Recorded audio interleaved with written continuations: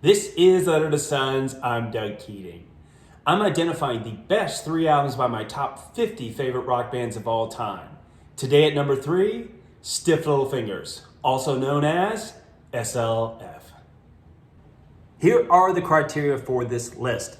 First, greatest hits albums are not permitted. Second, no live albums. I will share, I've seen SLF multiple times live. They are awesome and they have released a lot of excellent live music. And third, I'm including an honorable mention album or two for the top 25 bands. Some of you are probably wondering, who in the world are Stiff Little Fingers? Great question. I queried my favorite artificial intelligence tool, ChatGPT, for a summary about the band. Here you see the results. Bottom line up front, they are a Northern Ireland punk rock band. They formed back in 1977. Basically, after the Clash tour Ireland, Jake Burns and the boys say, we should do the same thing here in Belfast. As far as style, they started punk, they play hard, and almost all of their songs contain politically toned and themed lyrics. That's kind of what they're known for since they lived through the troubles of Northern Ireland. This band did an excellent job describing the death, destruction, chaos, and violence that was going on all around them while painting a picture of a brighter future that eventually came to pass. Let's look at what artificial intelligence has to say about this list. According to ChatGPT, here are the top 5 Stiff Little Finger albums based on sales and critical acclaim.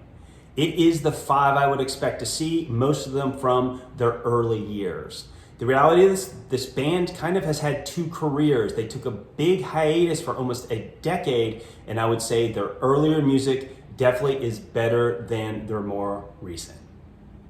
Let's look at some Spotify data. According to that streaming music platform, here are the 5 most popular SLF albums.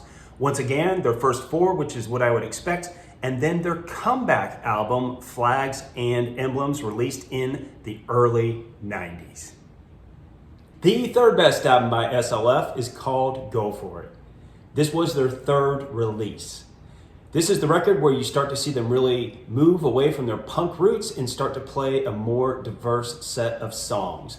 I own it on vinyl, excellent album, including the song Just Fade Away, as well as the title track, which they always play before coming out on stage. And yes, I have my Go For It t-shirt for this video.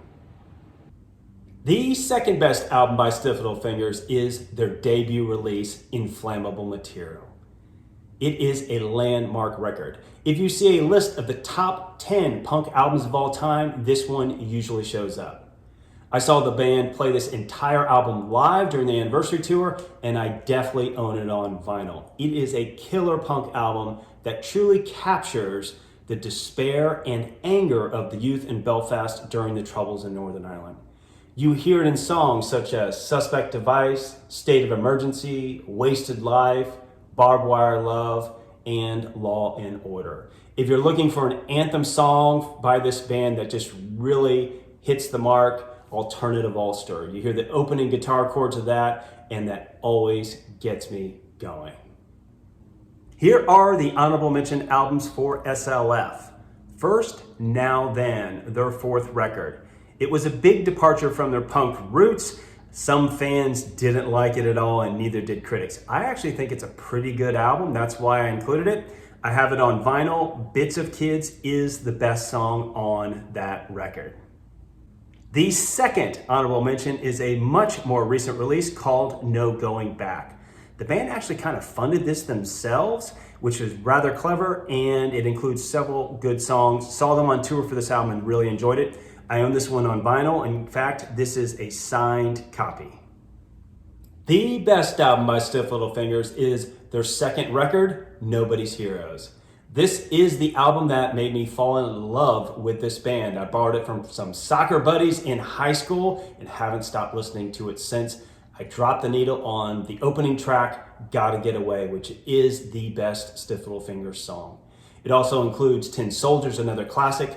I own this on vinyl, as well as Fly the Flag, At the Edge, and Nobody's Heroes.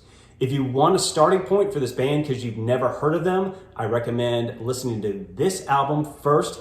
If you don't like it, I'm not sure we can be friends.